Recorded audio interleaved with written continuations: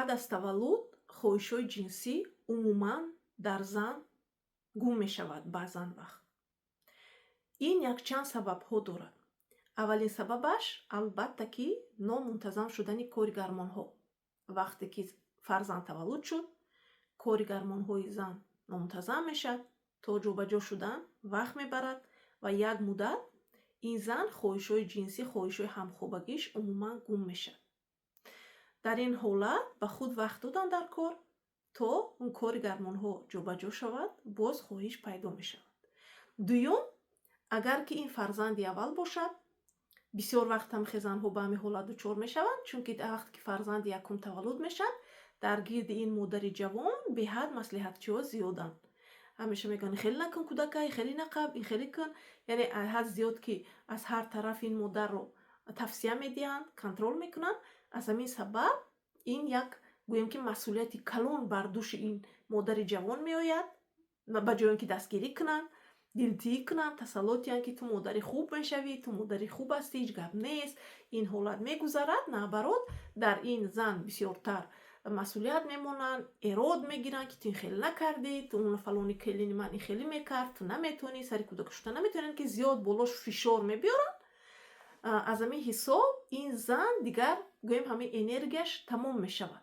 در درونش که قهر و غضب این خیلی چیزها که زیاد جمع میشود، از حساب این نوعدالتی و از حساب این پیوسته او رو تعلیم و تربیت دادن، از همین حساب دیگر همین قوتش با فکر کردن همخوابگی به نزدیکی با شوهر دیگر نمیموند. و سیوم، البته که این مسئولیت نسبتی اون کودک مایده باشد، شب خستن در کار، سری گهواره کودک رو شیر دادن در کار. بسیار وقتا پدرها عموما از مسئولیت میگریزند، جوگاهاشون رو جدا میکنند، حتی رفته در دیگر خانه خواب میروند که من پگه کار میروم و من مانده میشوم و من از آواز کودکی تو مرا خانه میبرد، گویا که این کودک تنها کودکی این زن باشد، گویا که مرد عموما یگان رول بازی کردگی نیست.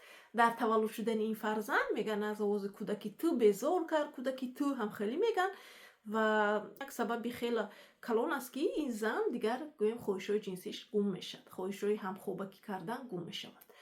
یعنی چیکار بخواید دیگر سبب ها هم هست. اگر همین سه سبب نگاه کنیم، یعنی چیکار کردن در کار است که اگر مناسبت خوب باشد، اون اویلا دستگیری کنند، شوهر کمک کند، گاهی خیزد، گهواره را جنباند، من نمیدونم یکم زنش دلتیی کند، در اون خانواده هم همچو یک معلم نباشند، همچو یک شخص نزدیک گویا هیچ گپ نیست، بچه هم تو خیلی یاد میگیری، همه ما جوان بودیم، هیچ کس از مادرش مادر تولد شدگی نیست، این یک تجربه است، با یاد میگیری، یعنی که هم خیلی دستگیری کنن. پس فکر کنید، پس اگر خیلی دستگیری داشته باشید ولی حاضرم خواهشاتون نباشد، پس این نامنتظمی کاری گرمانو است. کمی صبر در کار، از بعضی ها بعد از 40 روز میگذرد، 2-3 ماه، بعضی ها 1 سال، خوب و این باز درست میشد میرد.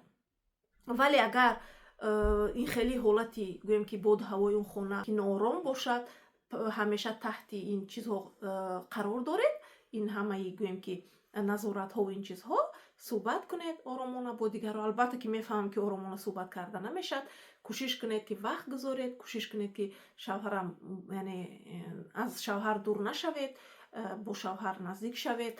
بعد از اونه که البته اجازه از همخوابگی شوهر خودتان میتونید دعوت کنید، یعنی همون مناسبت های زن و شوهری رو کوشش کنید که نگاه دارید، برای که بسیار وقتها همین دخترها بعد از اینکه مادر میشوند، زن بودنشان رو عموما فراموش میکنن، فقط مادر میشوند، فقط کوشش میکنن که همین فرزند خوب باشد، فرزند سر باشد، یعنی شوهر رو عموما فراموش میکنن. این گونه خطاگی نکنید زنای عزیز، کوشش کنید که برای شوهرم وقت گذارید، یعنی که شاید مثل پیشینه شما ساعت ها وقت گذاشته نتوانید، ولی همون 10 دقیقه و 20 دقیقه و نیم ساعتی که میتوانید که یک بیبی گیرد کودک رو یک وای کند، با شوهر گذرانید، یک وقتی خوش داشته باشید، روی مناسبت ها با شوهر نیز کار کنید. شما چی فکر دارید در این باره؟ به زیر این ویدیو بنویسید، لایک و پادپیسکا رو فراموش نکنید.